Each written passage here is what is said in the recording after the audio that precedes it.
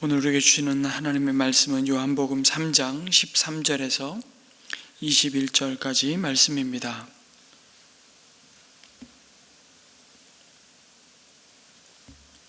요한복음 3장 13절에서 21절까지 말씀을 우리 한 절씩 교독하겠습니다.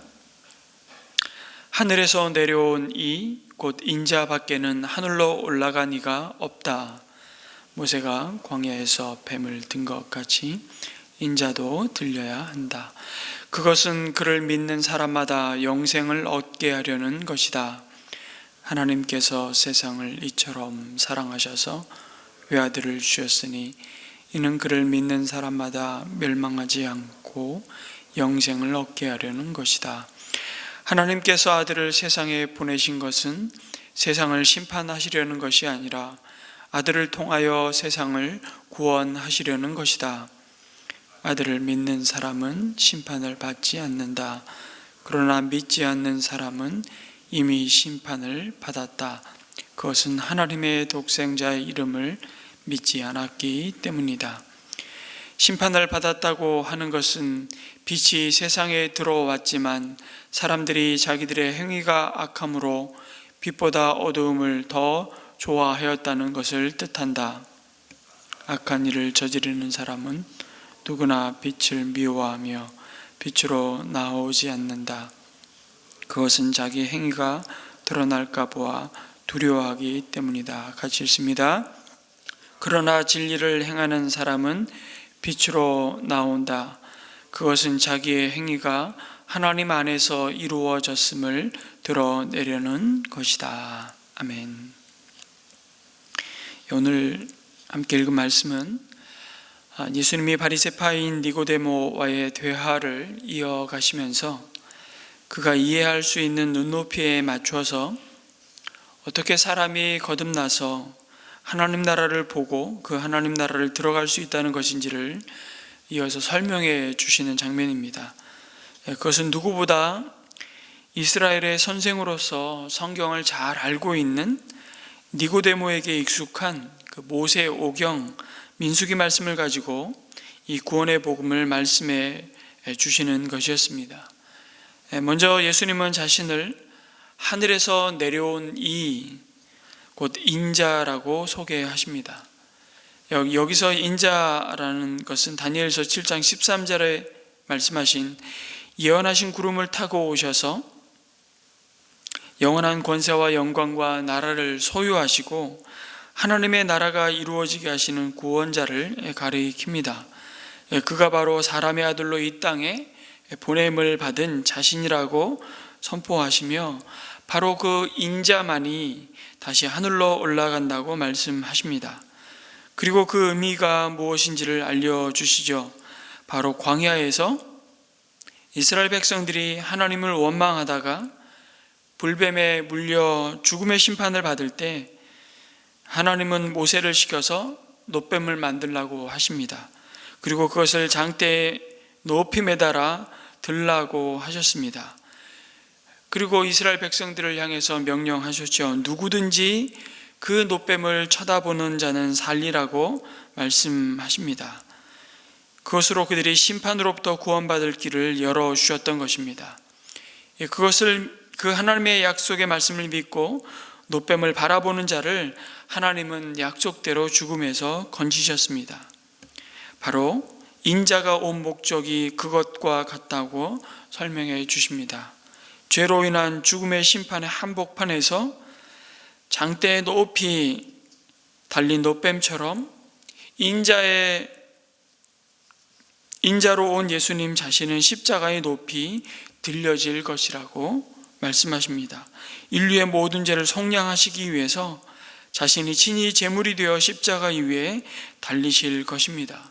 그리고 그 십자가 위에 달리신 주님을 바라보며 저 저주의 자리에 사실은 내가 달려야 하는데 내 대신 주님이 달리셨음을 고백하고 그리스도와 함께 십자가에서 못 박혔음을 믿는 자에게 하나님은 그 죄와 사망의 권세를 이기시고 부활하실 때 나도 함께 부활하고 죽음에서 생명으로 어둠에서 빛으로 저주에서 은혜를 입은 자로 다시 태어나게 하실 것이라고 말씀하십니다. 그 사실을 요한복음 3장 16절의 말씀으로 또 다시 이렇게 증거하시죠.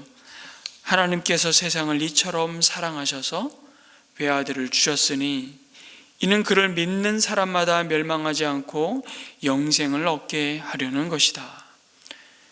하나님께서 아들을 세상에 보내신 것은 세상을 심판하시려는 것이 아니라 아들을 통하여 세상을 구원하시려는 것이다.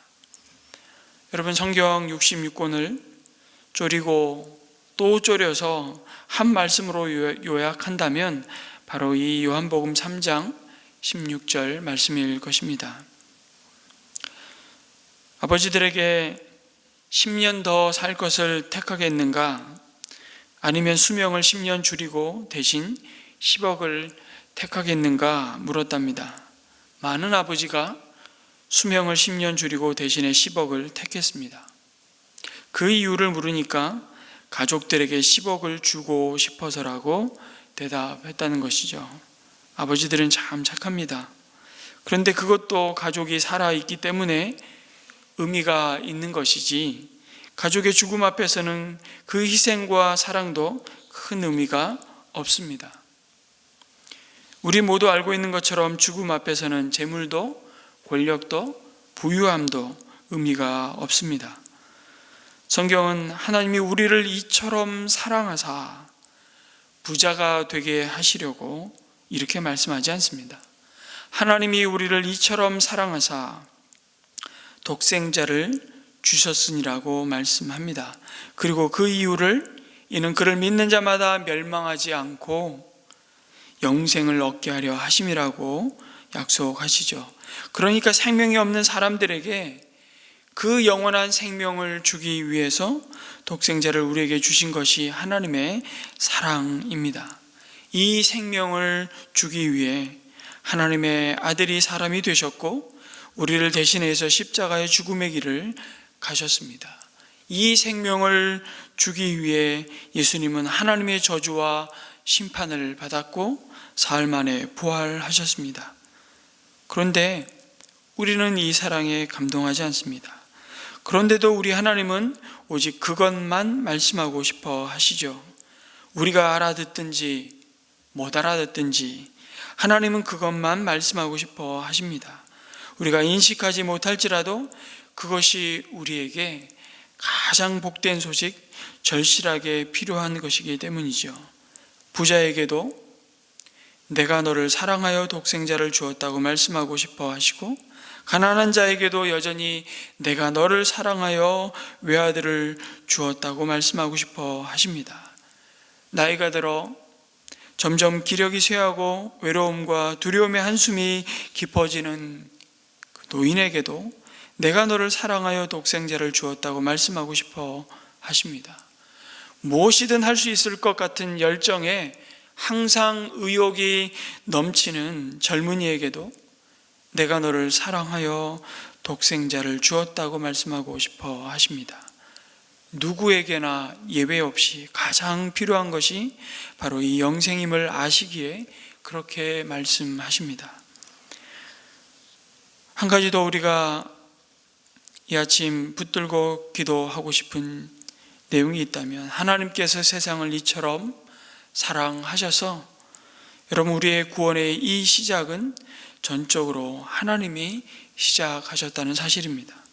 우리에게 무슨 자격이나 사랑받을 만한 근거에서부터 우리의 구원이 시작된 것이 아닙니다.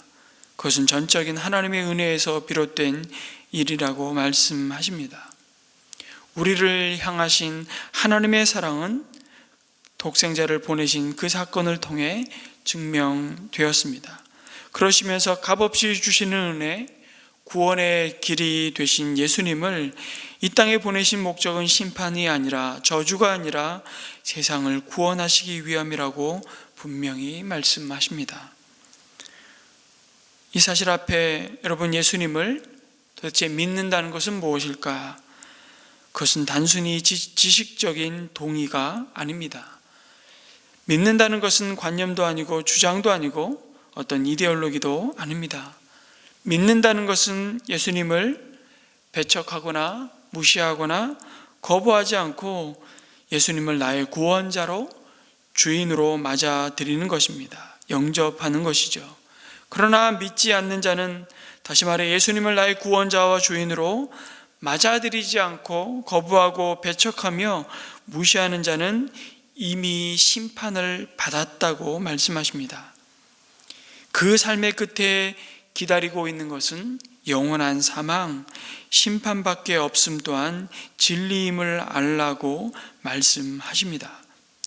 그 심판 아래에 있는 것은 결국 빛으로 오신 예수님보다 그 자신 스스로가 주인이 되어 사는 어둠을 더 좋아하였다는 의미라고 주님은 설명해 주시죠. 그것은 빛으로 오신 예수님을 미워하며 어둠 가운데 있는 그 자들이 그들의 악한 일이 드러날까 봐 두려워하기 때문이라고 말씀하십니다. 여러분, 어디가 지옥이며 어디가 천국입니까? 어둠을 좋아하여 자신의 행동을 한사코 숨기는 자들이 있는 곳, 어쩌면 그곳이 바로 지옥이요, 빛을 좋아하여 자신의 행동을 떳떳이 드러내는 자들이 있는 곳, 거기가 곧 천국일 것입니다. 중간지대는 없습니다. 안타깝게도 빛이 왔다고 모든 어둠이 그 빛을 선택하지 않는다는 사실입니다. 이것이 죄의 심각성이죠. 하나님의 진리와 그 하나님의 구원의 능력과 선한 삶을 드러내면 저절로 예수를 믿을 것이라는 생각은 착각이라는 사실을 요한복음 복음서에 계속해서 빛으로 예수님이 오셨으나 어둠을 더 사랑하며 빛을 거부한 인생들의 모습을 들춰내십니다. 오죽하면 빛이신 예수님이 친히 오셨건만 사람들이 그를 죽였겠습니까? 그럼에도 불구하고 하나님은 세상의 거절을 아시면서도 그 아들을 보내셨습니다. 아들은 자신의 죽음을 아시면서도 이 땅에 오셨습니다. 세상을 이처럼 사랑하사 하나님이 마지막으로 선택하신 그 사랑의 몸부림이셨죠. 여전히 세상은 이 하나님의 은혜와 죄가 충돌하고 있습니다. 여전히 이 은혜의 손을 거절하는 일이 난무하는 세상 가운데서도 그럼에도 소수의 믿음이 싹트고 있음을 바라보게 됩니다. 사랑하는 성도 여러분, 올 한 해도 이 소망 가운데 우리에게 먼저 전해진 이 구원의 기쁜 소식을 알리는, 우리에게 주신 이 가장 거룩하고 복된 사명을 신실하게 감당하는 우리 모두가 되기를 간절히 이 아침 기도합니다. 더불어서 우리 가족 가운데 빛으로 오신 예수 그리스도를 여전히 거부하고 있지만 하나님이 값없이 주는 이 영생의 선물을 받아야 할 가족들을 위해 이 아침 다시 한번 간절히 주님의 이름으로 기도했으면 좋겠습니다.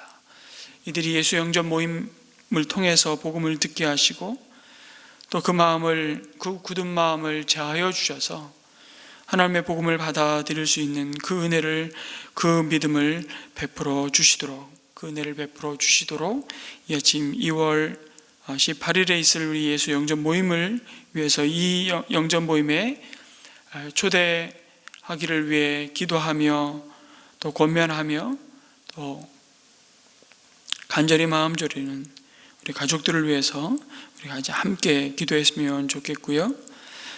이어지는 우리 교회 선한 울타리 사역이 이제 2월 5일에 우리 발대식을 갖고 본격적으로 사역을 또 시작하게 됩니다. 이 사역 가운데 하나님의 복음으로 말미암아 진짜 우리 삶의 진정한 주인 되신 예수 그리스도를 만나는 우리 청년들이 주님 앞에 돌아오는 그 놀라운 구원의 은혜가 있기를 또 기도했으면 좋겠습니다.